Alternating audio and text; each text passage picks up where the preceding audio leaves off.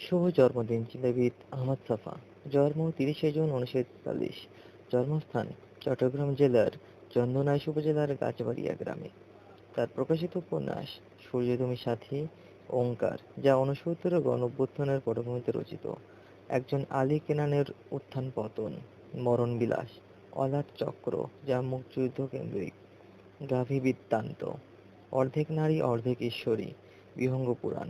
তার প্রবন্ধ গ্রন্থগুলোর মধ্যে রয়েছে জাগ্রত বাংলাদেশ, বুদ্ধিবৃত্তির নতুন বিন্যাস, বাঙালি মুসলমানের মন, সিপাহী যুদ্ধের ইতিহাস, শতবর্ষের ফেরারি, বঙ্কিমচন্দ্র চট্টোপাধ্যায়, সাম্প্রতিক বিবেচনা, বুদ্ধিবৃত্তির নতুন বিন্যাস, যদ্যপি আমার গুরু, যা জ্ঞান তাপস জাতীয় অধ্যাপক আব্দুর রাজ্জাক সম্পর্কিত, বাংলা ভাষা।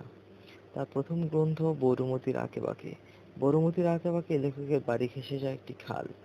তার অন্য গ্রন্থগুলোর মধ্যে উল্লেখযোগ্য গল্প নিহত নক্ষত্র, কবিতা জল্লাদ সময়, দুঃখের দিনে দোহা, একটি প্রবীণ বটের কাছে প্রার্থনা।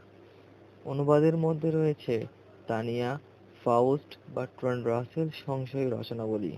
শিশুতোষ গ্রন্থের মধ্যে রয়েছে দোলা আমার কনক চাপা, গো হাকিম।